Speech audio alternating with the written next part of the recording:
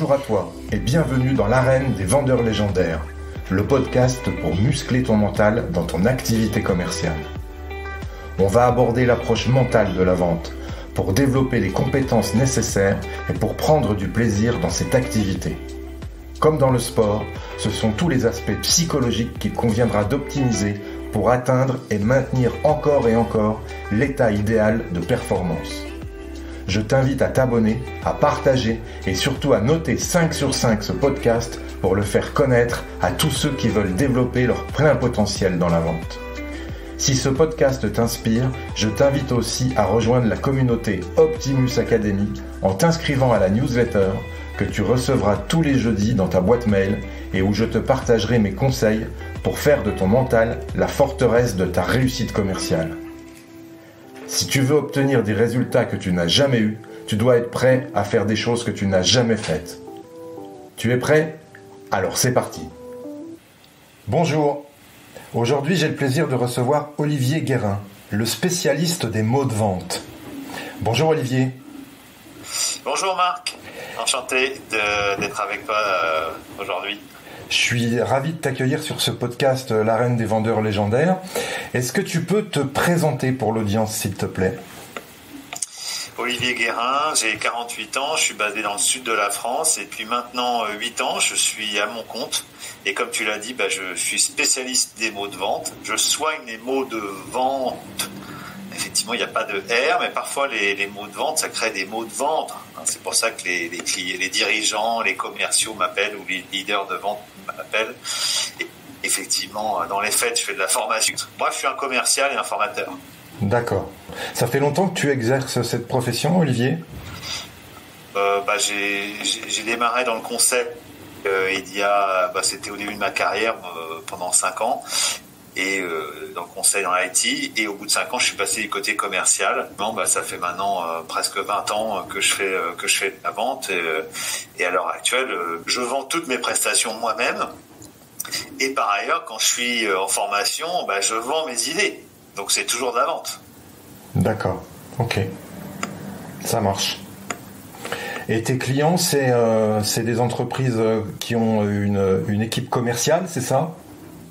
Oui, le client typique, c'est un dirigeant d'une PME qui a une force de vente entre 5 et 20 commerciaux en fait. Effectivement, moi je travaille et j'aime beaucoup travailler avec les entrepreneurs, les PME. Effectivement, c'est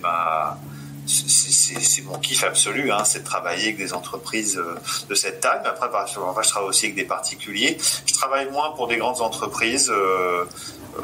Parce qu'effectivement ma culture elle est quand même plus câblée PME, même si dans les faits ça change pas grand chose. C'est juste aussi que ça va beaucoup plus vite de travailler avec des PME, la prise de décision est beaucoup plus rapide et il y a moins de méandres de décisionnels complexes. C'est clair. Et j'aime bien quand ça va vite, moi j'aime bien parler à celui qui a le chéquier. Excellent. Je préfère.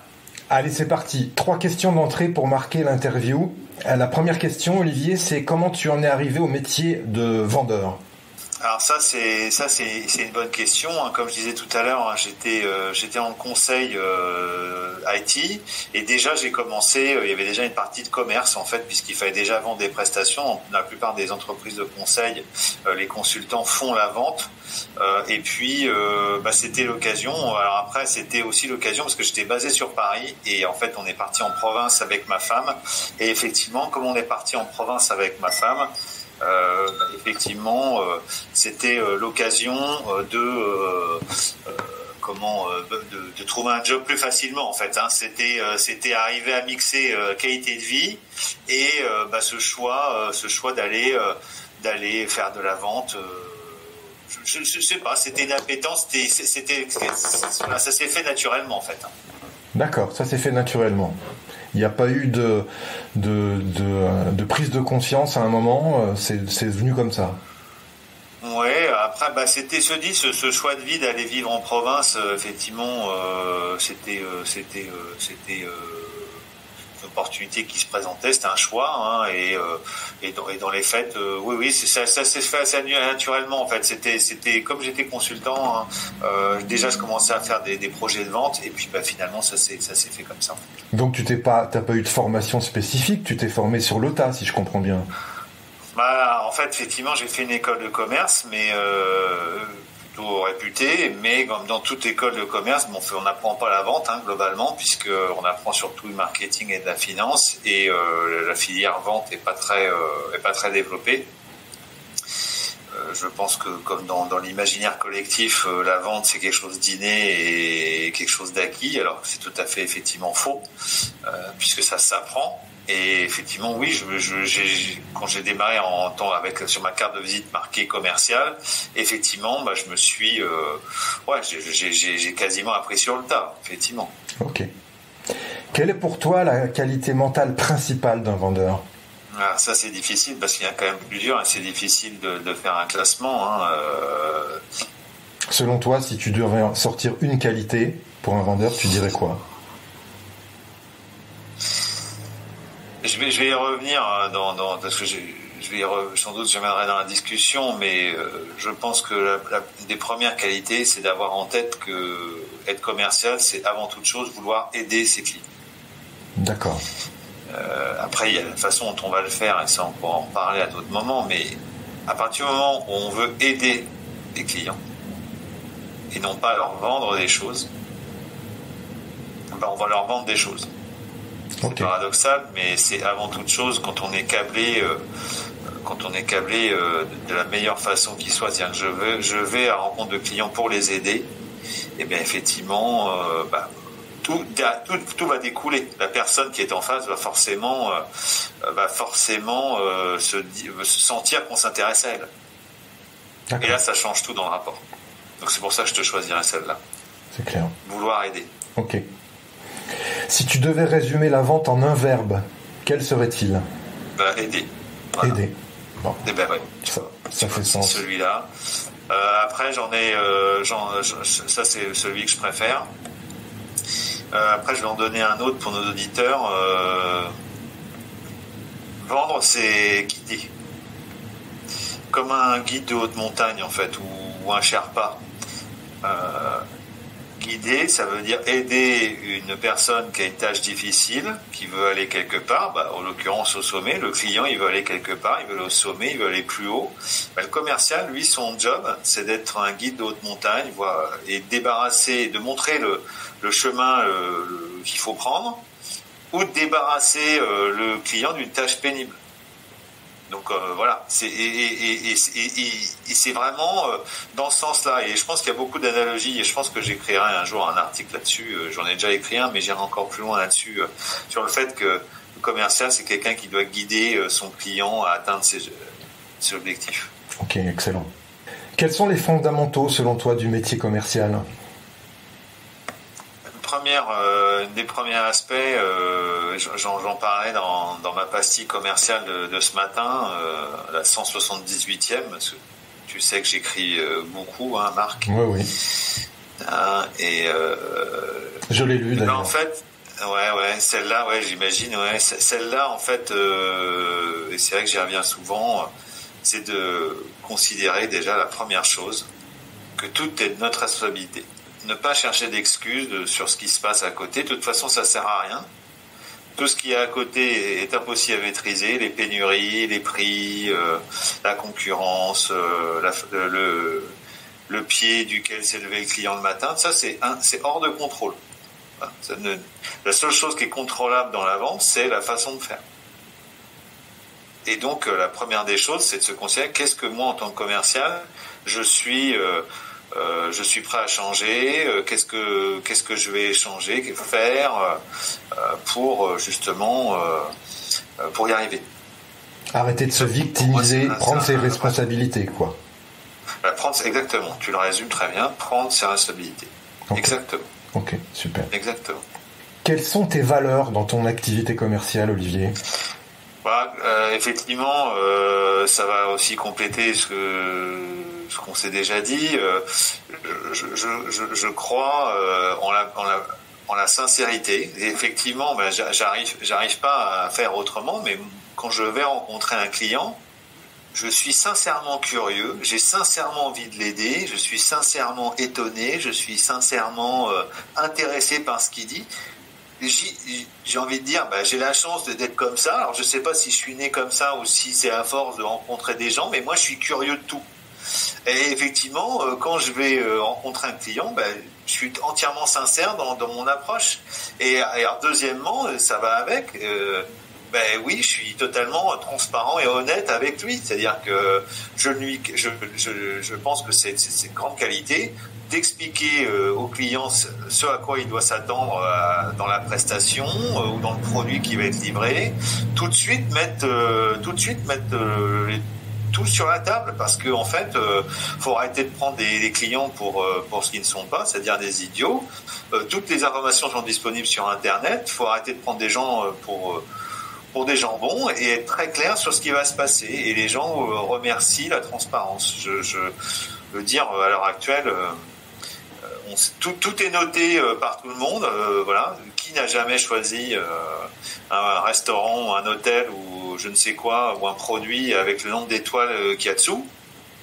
C'est pareil dans la vente. Voilà, c'est une tendance de fond, et donc transparence, sincérité, honnêteté sont des vertus cardinales dans l'approche de vente. Quelle action, selon toi, est à mettre en place dès aujourd'hui pour augmenter ses ventes?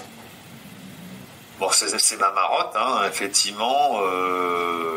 C'est bien d'être présent sur les réseaux sociaux. C'est effectivement encore possible de faire de la prospection, même si certaines personnes nous expliquent que c'est fini. C'est pas vrai. C'est bien d'attendre des leads du marketing. La première des choses pour développer ses ventes, et tu seras pas étonné si je te dis ça, c'est d'utiliser la demande de recommandation, c'est-à-dire d'utiliser son réseau de clients pour atteindre d'autres clients. Bien trop souvent, c'est une technique sous-utilisée, oubliée, mal faite. Donc la demande de recommandation, c'est tout simplement demander aux personnes de son réseau de niveau 1 les personnes qu'elles connaissent, qu'on peut appeler de leur part. Okay. Mais ça se résume par le fait de poser systématiquement à son entourage la question suivante: qui puis-je appeler de votre part? Question ouverte. Il n'y a pas 36 questions, hein. C'est pas est-ce que je pourrais... Non. C'est qui puis-je appeler de votre part? Donc la demande de recommandation, c'est le secret des grands vendeurs. Parfait. Ça sert à rien d'aller prospecter dans le vide. Autant utiliser son réseau déjà pour continuer à se développer. Voilà, exactement. Excellent. Tout à fait. Excellent. Quelle est la discipline dans ton activité commerciale avec laquelle tu transiges jamais, Olivier? Celle-là. Tu vois, en fait, c'est comme ça. Je fais tout le temps. C'est une hygiène commerciale, quoi, la recommandation, la demande de recommandation. Ouais, c'est tout contact doit se terminer par ça. Alors après, je suis pas représentatif parce que effectivement, j'ai tellement de leviers d'acquisition de nouveaux clients divers et variés par tout ce que je fais que je serais même pas obligé de le faire, mais c'est une hygiène. C'est une hygiène en fait. Après, forcément, faut dire ce qui est. Je suis commercial, mais je produis également. Donc en fait, faut être clair que je mets un point d'honneur à mettre le paquet et à faire des prestations dont les clients sont contents. Donc forcément, c'est bien d'avoir des nouveaux clients, mais surtout très bien de s'occuper de ces clients pour qu'ils vous rappellent. Et forcément, c'est dans mon chiffre d'affaires à l'heure actuelle, c'est plus de la moitié de mon chiffre d'affaires qui est assuré par des clients qui reviennent vers moi. D'accord. Okay. C'est fondamental, quoi. Quelles sont les habitudes types de ta semaine pour développer tes ventes? À titre personnel, c'est vrai que moi j'ai une routine de partager de la valeur sur les réseaux sociaux, mais pour les gens qui sont pas indépendants comme moi, je sais que pour les commerciaux salariés c'est pas toujours évident, mais en tout cas ce qui est sûr, c'est la routine, c'est pas de scroller LinkedIn en regardant les publications des autres, hein. C'est de prendre la parole et d'oser partager de la valeur, oser partager des choses qui vont aider les clients et qui vont apporter du grain à moudre à ceux qui lisent. Donc peu importe ce que tu vends, c'est-à-dire que si tu vends des soldes sur mesure, ça me fait penser à un commercial que j'ai formé, voilà, il partage les belles réalisations qu'il a faites dans la semaine ou dans le mois, pour que les gens, que ça puisse intéresser, se disent ah bah oui tiens c'est vrai que ça donne une belle allure, un hall d'entrée, avoir un tapis sur mesure par exemple. Ok. Bah voilà. Okay. C'est de l'hygiène. Après, moi je partage de la valeur sur la vente, mais quoi que tu vendes, tu peux arriver à le faire. Donc oui, c'est une sorte d'hygiène. Ouais. D'accord. Tiens, au sujet de l'hygiène justement, comment gères-tu ton énergie pour performer ? Je sais pas. Moi, Tu pratiques un sport, tu fais quelque chose comme ça ? Oui. Je fais du tennis en club. Enfin, en club, j'ai un coach. Je prends des cours toutes les semaines. Je sais pas d'où me vient cette énergie. Parce que je pense que pour pratiquer... Je m'arrête jamais, mais je sais pas d'où ça vient en fait. Hein. C'est comme ça. J'ai pas besoin. Je sais pas. C'est auto-alimenté. J'ai pas souvent de baisse d'énergie. C'est assez rare. Mais je sais pas d'où ça me vient en fait. T'es tombé dans la marmite étant petit, quoi. Il faut croire. Du coup, après, je me plains que mon fils est tout le temps en train de monter sur ressort, mais peut-être que parce qu'en fait, pas de bol pour lui, et c'est comme ça que je suis. Et comme ma femme est pareil, faut pas qu'on s'étonne qu'il soit comme il soit. Ok. Oui, tout à fait, parce que l'énergie, c'est vraiment un point important, à mon sens, dans le métier commercial pour performer. T'as plutôt envie d'acheter à des commerciaux qui sont en forme, qui sont enthousiastes, qui sont énergiques, plutôt qu'à des commerciaux qui sont plutôt léthargiques. Qu'est-ce que t'en penses ? Alors, oui. Alors après, c'est toujours le sujet, c'est qu'il faut se méfier. C'est que parfois, il faut que j'essaie de me méfier de mon niveau d'énergie un peu trop débordant, parce que le truc, c'est d'arriver à se synchroniser sur le niveau d'énergie sur la personne qui est en face, quoi. Parfois, je peux faire peur, je pense. Excellent. Il faut s'adapter effectivement à son interlocuteur, comme tu le dis. Parce que des fois, je pense que je peux un peu inquiéter. D'accord. Oui, parce qu'il faut arriver à doser, quoi. L'idée du dosage, effectivement, c'est pas évident. Et sur le phasage avec les personnes, voilà. Il faut arriver à doser. Sur l'énergie, il y a deux choses. Il y a l'énergie que j'ai à faire les choses que chaque commercial doit faire. Donc l'énergie qu'on met à appeler, l'énergie qu'on met dans l'appel, voilà. Et puis il y a le rendez-vous, quand on est avec les personnes, d'être au bon niveau d'énergie pour être en phase en fait. Pas trop être dans l'excès de paroles ou d'énergie. Ouais, il faut trouver le bon. C'est pas facile, le dosage. C'est clair. Ok. Qu'est-ce que c'est pour toi, Olivier, une vente parfaite ? La vente parfaite, c'est quand dans une discussion, en fait, avec un client, on a réussi à prendre cette posture de conseil, en fait, cette posture de conseiller de confiance. Alors les anglo-saxons, ils aiment bien le terme trusted advisor. Quand on prend cette posture de conseiller de confiance, c'est-à-dire quand on est sorti d'une vente transactionnelle à une vente où on va avoir une discussion en profondeur avec le client pour lui faire prendre conscience de en fait de problèmes qu'il a, donc il n'avait pas forcément conscience, et lui avoir apporté le niveau de bon conseil, c'est-à-dire que de toute façon la vente, ça forcément, moi je l'imagine pas comme une vente one shot, c'est-à-dire que la vente, la conclusion n'est qu'une étape. La conclusion, c'est l'ouverture d'une relation, c'est pas la fin de quelque chose. Donc la vente parfaite, c'est quand quand on a apporté le bon conseil, le bon niveau de prescription de produits, de services, et surtout qu'on va ensuite s'impliquer dans la réalisation et dans l'atteinte des objectifs du client. Donc c'est d'où l'intérêt d'être sur la transparence de ce qui va se passer après que le client ait commandé, pour ensuite recommander, parce qu'effectivement c'est tellement dur d'avoir des nouveaux clients que quelque chose de fondamental, c'est de faire en sorte que la relation perdure et que chacun grandisse l'un avec l'autre. D'accord. En tout cas, c'est comme ça que je le définirais. Parfait. D'un point de vue commercial, justement, quelle est ta définition du succès ? Quand on arrive à avoir des conversations de qualité et quand on arrive à aider et à guider les clients vers leur propre succès. Voilà. D'accord. Et de toute façon, son succès sera forcément assuré si on arrive à faire ça. Est-ce que tu as une opportunité que tu as su saisir dans ton parcours commercial, Olivier, et qui a changé ta vie ? Ce qui a vraiment changé, après je peux pas, mon expérience propre, ça fait 8 ans que je suis à mon compte. Il y a un vrai tournant en fait, il y a 5 ans, quand j'ai décidé de travailler avec l'outil qui s'appelle Objective Management Group, OMG, qui est un outil d'évaluation des compétences des commerciaux. Ça, c'était un vrai virage dans ma pratique. Puisque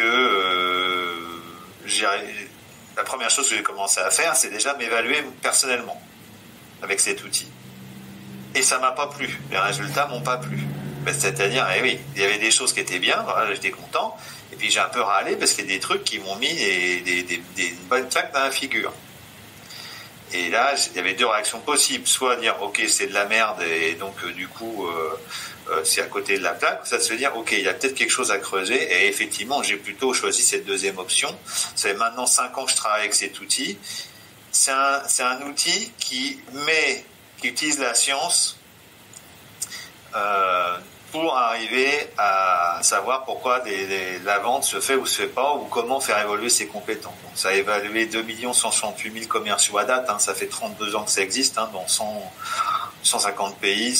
Bref, je te passe les détails, les chiffres, 11 000 forces de vente évaluées. Et très clairement, c'est ça qui m'a aidé dans ma pratique personnelle à encore progresser. D'ailleurs, je considère que même si j'ai déjà écrit un livre sur la vente, que j'ai déjà écrit 178 articles sur le sujet et je ne sais combien de posts, que j'apprends tous les jours. C'est clair. Bon. Oui, c'est un état d'esprit. Chacun voit midi à sa porte. En tout cas, moi, je pense que ça, c'est une vraie soft skill, savoir qu'on sait encore qu'on sait rien. Très socratique comme approche. Et plus on en sait, finalement, plus on s'aperçoit qu'on n'en sait pas assez et qu'il faut encore progresser. C'est ça, exactement, c'est ça. Plus on en sait, plus on s'aperçoit qu'on n'en sait pas encore assez. Exactement, tu as tout à fait dit.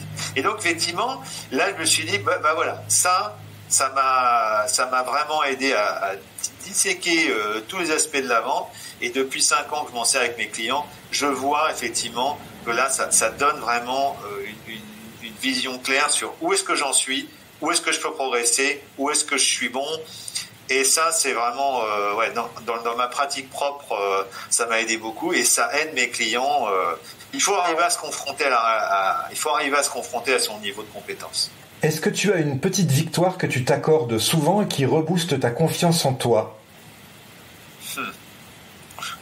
Quand on m'écrit, quand quelqu'un m'écrit, et ça m'arrive régulièrement, merci Olivier pour ce que tu publies, en fait c'est ma victoire. Et en fait je dis, c'est pas moi qui me les accorde, mais en fait si tu veux, forcément après que j'ai animé une formation, quand l'évaluation dit on a passé un super moment et en plus on a appris plein de choses, là je surkiffe.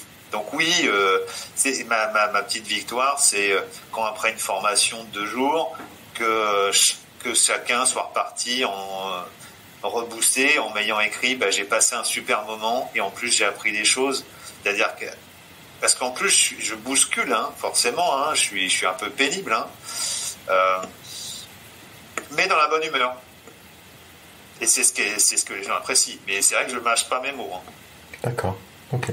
Et quand les gens apprécient ça et qu'ils se sont dit ok, on a passé un bon moment et en plus on a appris des choses qui vont nous servir tout de suite, bah ça c'est mon kiff. Ouais. Je pense que tout le monde a besoin d'un mentor dans la vie pour réussir. Comme disait Jim Rohn, on est la somme des 5 personnes les plus proches de nous. Quel est ton avis sur le sujet? Et s'il est positif, est-ce que tu as toi-même un mentor?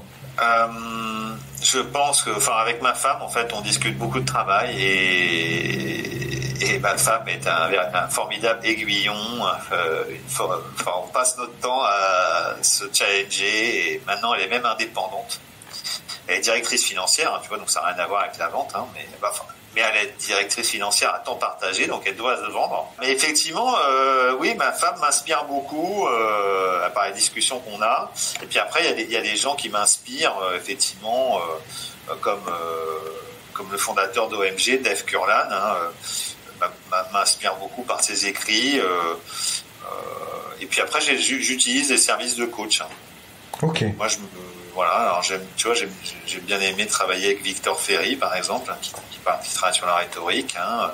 Antoine Carpentier sur le management, tu vois, régulièrement, je me fais coacher par des coachs expérimentés pour me tirer encore plus vers le haut, quoi.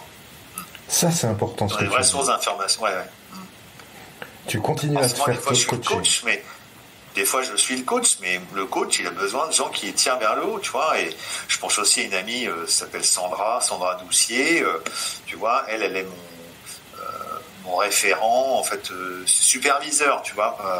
Régulièrement, je travaille avec elle pour qu'elle arrive à me challenger quand j'ai des situations de formation délicates. Ça peut arriver, hein. Je suis pas magicien non plus, hein.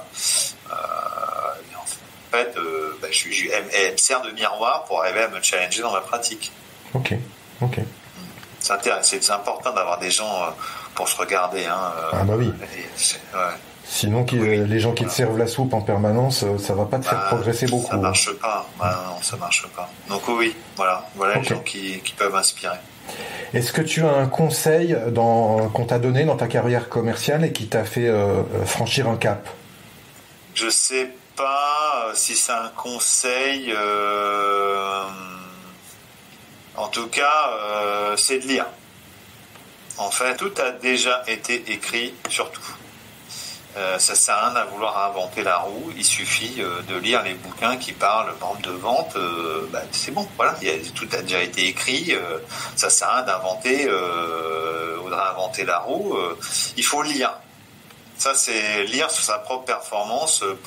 Ça, je pense que ça, je ne saurais pas dire si c'est vraiment un conseil que j'ai reçu, ou c'est je ne saurais plus d'où ça vient, mais effectivement, à un moment donné, dans ma carrière de commercial, quand j'étais plus jeune, hein, donc quand j'avais 30 ans, ça c'était délicat, c'est au moment de l'explosion de la bulle Internet, voilà, c'est le nom des subprimes, là, 2008, là, ou je sais plus. Oui, c'était les subprimes. Donc la situation économique n'était pas terrible. Et effectivement, j'étais plus jeune commercial et je me suis mis à lire et ça m'a vraiment aidé dans ma pratique. Ok. Et donc il faut lire. Je dis pas ça parce que j'ai écrit le livre Performer en vente aux éditions Hubert, bien sûr qu'une édition apprécie. Hein. Loin de moi cette idée. Enfin bon, je dis ça, je dis rien. Ok, ça marche.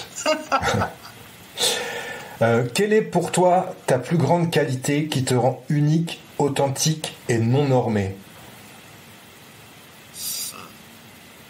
Tu l'as peut-être dit, la sincérité, hein. Tu parlais de sincérité tout à l'heure. Bah ouais, voilà, je crois que voilà, je suis sincèrement curieux d'apprendre des choses tout le temps. Ok. Tu vois, hier j'ai une future cliente là qui m'a invité à venir à discuter avec elle. Société industrielle à côté à Béziers qui fabrique des luminaires et lampadaires. Franchement, elle m'a fait visiter la prod.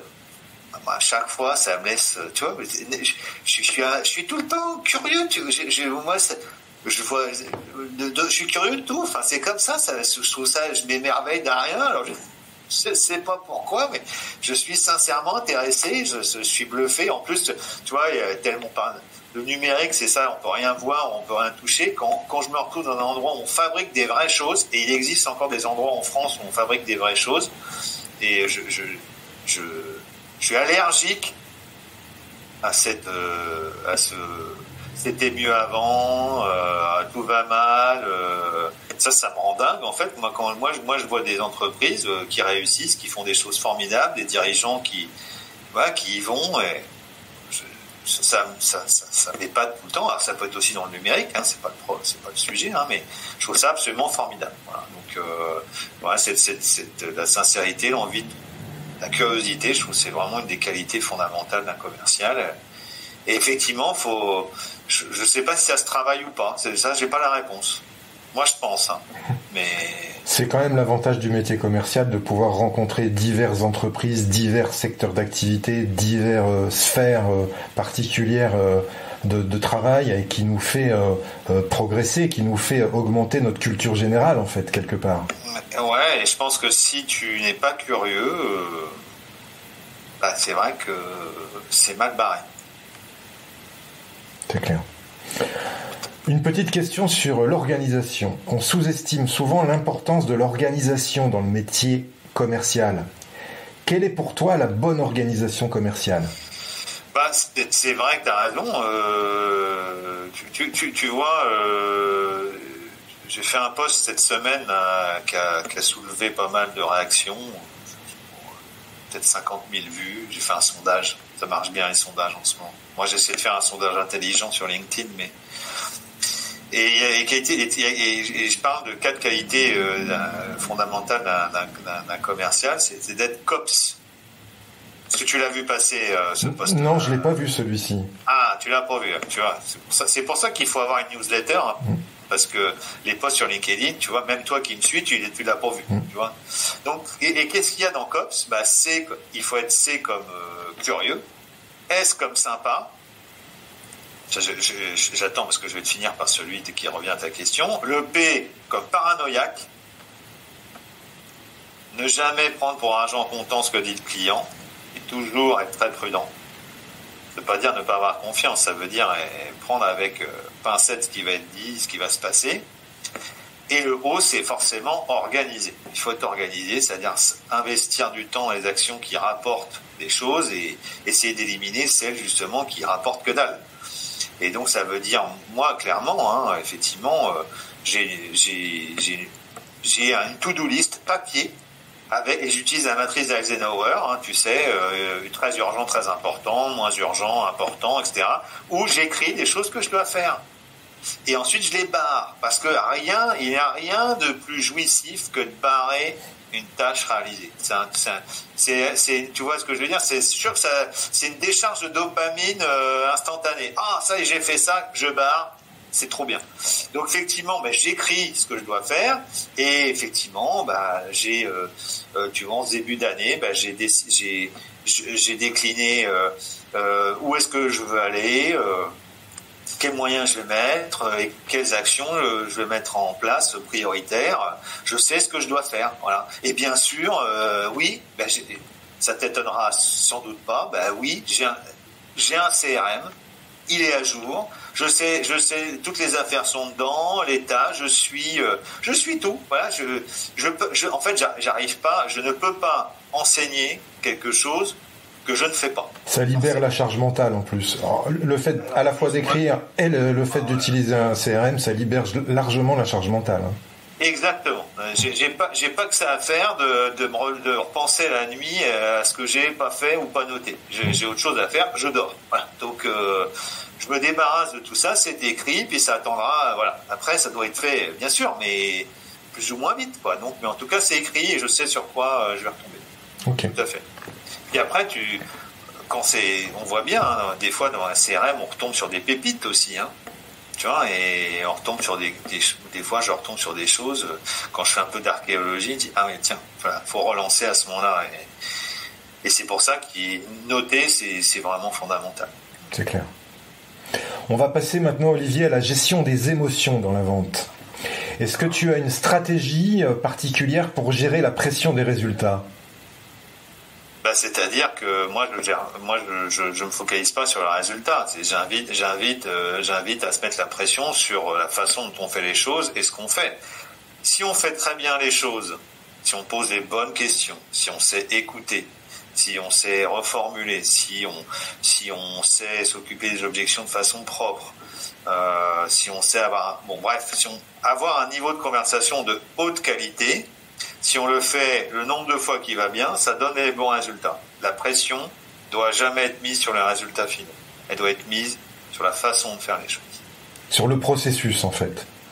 Sur la façon de faire les choses. Okay. Exactement. Okay. Ouais, et aussi, oui, on pourra intégrer le process dedans. Voilà. Mais si on a une conversation de qualité et qu'on l'a le nombre de fois requis, on a des résultats. Jamais l'inverse. Donc je me mets pas la résultat. Je mets jamais la pression sur un résultat. Ok. Ça sert à rien. Tu vois, je me dis, tiens, je vais faire tant de centaines de milliers d'euros de chiffre d'affaires cette année. Ça n'a pas de sens en fait. Je me mets la pression sur, j'écris des articles toutes les semaines, j'appelle le nombre de personnes, je demande des recommandations, etc. Et là, j'ai des résultats, mais pas l'inverse. Jamais l'inverse. Je comprends. Ok. Est-ce que tu as un dialogue intérieur qui tourne quand tu rates une vente ou quand tu as raté une opportunité commerciale? Oui, très clairement. J'ai raté une vente, je me dis mais qu'est-ce que j'ai merdé? C'est la première des questions à se poser. Qu'est-ce que je n'ai pas fait? Quelles questions j'ai pas posées? Qu'est-ce que j'ai raté? Oui.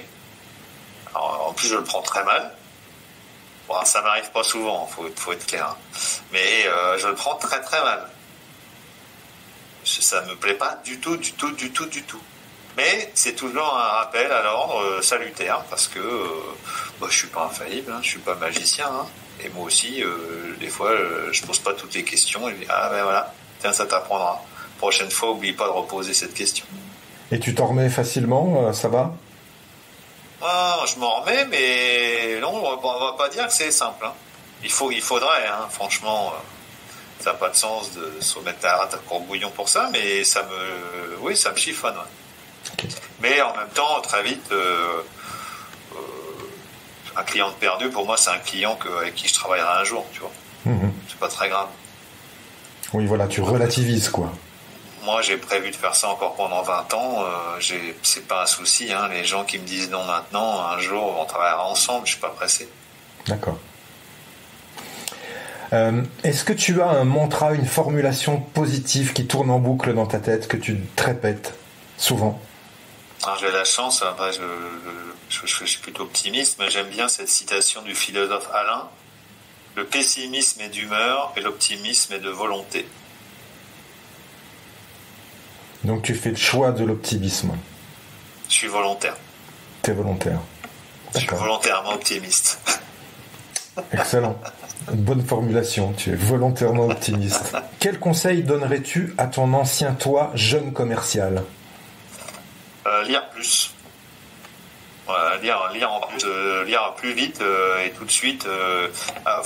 Tout est disponible sur Internet. Je veux dire, mais t'as même pas besoin d'acheter le bouquin d'Olivier Guérin. Je veux dire, tout est disponible maintenant. Enfin, je veux dire, bien sûr, tu tapes dans Google vente, tu tomberas sur des blogs. Bien sûr, il y a le mien, mais tout est disponible. Enfin, je veux dire, les podcasts, regarde, tout est là. C'est vrai, on est dans l'ère de la connaissance, tout est disponible. On est d'accord, toi, tu vois, Marc, quand t'as le jeune toi ou le jeune Olivier, il n'avait pas accès à des podcasts sur la vente il y a 20 ans, ça n'existait pas. Les blogs, plus ou moins, ça commençait. Non mais là, tout est disponible, donc lire et ça veut dire investir toutes les semaines sur sa compétence en vente. Donc sa compétence en vente étant, moi, ce que je mets derrière, en particulier, sa qualité de conversation. Il est de ta responsabilité de progresser en vente. C'est ça. Je suis d'accord avec ça. De quoi es-tu le plus fier dans ton parcours commercial? C'est d'avoir aidé des gens, parfois même juste des jeunes, les plus jeunes, les plus jeunes à progresser. En fait, c'est vrai que mes plus gros kiffs de manager, c'est d'avoir pris des jeunes alternants et d'avoir bossé avec eux quand j'étais un jeune manager et les avoir tirés vers le haut et ça c'est le kiff absolu, c'est faire grandir des gens. Enfin, et j'ai la chance, en fait, ça c'était quand j'étais salarié, mais tous les jours je fais grandir des gens, c'est ça qui me tire vers le haut. Si moi, ça c'est un vrai plaisir de faire grandir les gens, ça me fait grandir moi, en fait. Ouais, c'est ça. Moi aussi, pour avoir managé des commerciaux, des jeunes commerciaux, ça c'est le kiff absolu, et notamment celui qui vient pas de ce secteur-là. Oui, c'est génial. Enfin, je veux dire, mettre les gens en position de réussir, waouh, c'est de se sentir meilleur ou plus à l'aise pour faire ce qu'ils ont à faire en vente en particulier. Hein. Ça, c'est vraiment un grand plaisir. Quelle est ta punchline de vendeur légendaire, Olivier ? Waouh, le vendeur qui n'est pas cru et cuit. Ça claque, ça. Ça claque. Je crois que c'est Michael Aguilar qui disait ça, non ? Ouais, j'aime bien celle-là. Ouais. J'aime bien. Okay. J'ai une dernière question. Je pense que celle-ci, je ne sais pas si c'est toi qui me l'as inspirée. En tous les cas, je pense que je l'ai prise une partie sur ton questionnaire qui était disponible sur ton site. C'est quelle est la question que je ne vous ai pas posée et que quelle est la question que je ne t'ai pas posée et que tu aurais aimé que je te pose ? Ouais, celle-là, c'est une question qu'on peut poser à un client en fin d'entretien, parce qu'elle peut ressoulever des sujets qui n'ont pas été abordés.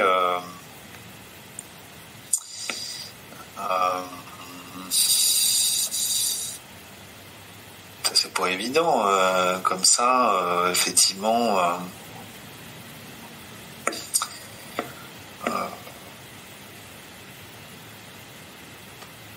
Il n'y a pas forcément de réponse, hein. C'est pas. Victor m'avait dit non, j'ai pas de questions particulières. Je pense qu'on a fait un bon tour déjà. Mais tu vois, le fait de la poser, ça donne une idée pour de questions à poser aux commerciaux qui sont avec des clients. Voilà une question à poser. Moi, je pense que là, franchement, tu m'as posé beaucoup de questions. Je crois que là, tu as fait ton job d'intervieweur. Bon, je te remercie. Et il y en a une que je pose souvent aussi à la fin de mes entretiens commerciaux, c'est: est-ce qu'il y a quelque chose que je devrais savoir et que je ne sais pas ? J'aime bien celle-là. Ouais, celle-là est bien. Hein. Ouais, j'aime bien celle-là aussi. Ouais, elle est bien. Ok, Olivier. Bon, écoute, je te remercie. On arrive à la fin de ce podcast, à la fin de cet entretien, de ce bel échange. Et en hommage au sport, puisque moi je viens du milieu du sport à la base, j'ai fait du basket à haut niveau. J'aime terminer avec un top 5 qui correspond vraiment à l'esprit sportif. Donc l'idée, c'est que tu répondes rapidement, sans trop réfléchir. Est-ce que tu es prêt ? Oui, je suis prêt. Bon, parfait. Est-ce qu'il y a une citation qui t'inspire et qui pourrait inspirer les futurs vendeurs légendaires ? Si j'avais 9 heures pour abattre un arbre, j'en passerais 6 à affûter ma hache. Ça, c'est Abraham Lincoln. Ça veut dire qu'avant d'aller sur le terrain et faire des trucs spectaculaires, il faut préparer, travailler ses objectifs, travailler sa compétence, travailler son ciblage, faire des jeux de rôle. Tout ce qui est le travail de l'ombre. Préparer, travailler, et après ça se passera bien sur le terrain. Donc d'abord on affûte sa hache, ensuite on va couper des arbres. Excellent. C'est pas l'inverse. C'est pas une fois on part pas avec une hache pas aiguisée dans la forêt. Voilà, c'est comme ça. Ben, c'est idiot, tu vois, mais l'image est hyper parlante. Abraham Lincoln, c'est quelqu'un de particulièrement inspirant, même s'il a vécu il y a très longtemps maintenant. Ok. Un livre, un média à suivre pour devenir un vendeur légendaire ? Ouais, moi je pense que tu vois, il y a un podcast d'un de nos confrères, Alexandre Vaquier, les héros de la vente, qui est très intéressant, je trouve. Vraiment, il fait un très bon boulot. Il rencontre beaucoup de gens. Après, le livre. Hein, j'insiste bien sur le livre, dont la traduction est pas terrible, mais dont les enseignements sont formidables. Le livre de Dale Carnegie, Comment se faire des amis et influencer les autres. Tous les gens qui doivent vendre quelque chose devraient avoir lu ce bouquin. Un conseil, Olivier, pour rester au top de sa légende commerciale ? Lire des livres sur la vente. Lire sur sa compétence, et ça, c'est le secret. Voilà. Ok. Une question à poser à son client et qui gagne à tous les coups. Très vite dans l'entretien commencer par une question sur monsieur prospect, monsieur client, qu'est-ce qui vous a convaincu de me recevoir aujourd'hui? D'accord. Une croyance limitante que tu as su briser. 9 commerciaux sur 10 pensent que les prospects sont honnêtes. Ça vient des évaluations Objective Management Group. C'est une des croyances limitatives les plus répandues. C'est la plus répandue. C'est-à-dire que ils sont pas assez paranoïaques, ils prennent pour argent comptant ce que le client dit. Voilà. Et ça, et effectivement, moi-même, j'ai été victime de ce syndrome, en fait, de penser que les clients disent tout. C'est pas vrai, en fait. Les clients, c'est pas qu'ils sont malhonnêtes, c'est que parfois on leur donne pas l'occasion de dire la vérité non plus. Total. D'accord. Et donc, c'est le boulot du commercial d'arriver à prendre avec des grandes pincettes ce qui va être dit. Les prospects ne sont pas honnêtes. Ils ne disent pas tout. C'est pas je répète, c'est pas parce c'est pas qu'ils soient malhonnêtes, mais il faut aussi leur donner l'occasion de dire d'avoir une relation de confiance, et c'est le boulot du commercial. Avant de se dire au revoir, est-ce que tu as un invité à me recommander qui a su développer un mental fort dans son domaine commercial et qui pourrait inspirer nos auditeurs? Moi, j'apprécie particulièrement le travail d'un Belge formidable qui s'appelle Laurent De Smet. Moi, j'adore Laurent, Dr Sales. Moi, je suis spécialisé mots de vente, puis c'est Dr Sales, tu vois. Donc, c'est pour ça que peut-être qu'on est complètement en phase. C'est vraiment une des personnes qui je trouve qui parle de la vente en francophonie vraiment de façon formidable. J'adore vraiment tout ce qu'il fait. Voilà, par ailleurs, c'est quelqu'un avec de très belles valeurs et un homme top. Dr Sales, il est top, Laurent. Super. Un homme fort. Bon. Sans faire de généralité, souvent les Belges sont sympas. Il se trouve que oui, il est effectivement très sympa. Ok Olivier, où on peut te retrouver? www.lesmotsdevente.fr. Ça, c'est mon blog, forcément. Là, j'ai déjà écrit beaucoup de choses. Et là, on peut s'abonner à la pastille commerciale tous les vendredis matins dans la boîte aux lettres, dans votre boîte aux lettres, des conseils directement actionnables pour être meilleur en vente et vous inspirer. C'est du nudge, c'est de l'apprentissage par petites touches, finalement. Voilà, je pense que ça, c'est mon meilleur conseil. Après, bien sûr, on peut me suivre sur LinkedIn, mais il faut jamais oublier, LinkedIn, il présente bien ce qu'il a envie de présenter. Donc, la newsletter, c'est beaucoup plus... moi, c'est pas vraiment une newsletter, c'est un apprentissage chaque semaine sur la vente. Donc, c'est plutôt là qu'on va me retrouver. Ouais. Ok, super. Merci Olivier, c'était un plaisir de partager ce podcast avec toi. C'était top. Merci super. Pour toutes ces questions et l'échange, Marc. Et à bientôt. À bientôt. Je vais finir par le mot de la fin de ce podcast qui est toujours le même. Mentalement fort. We will be back. À bientôt.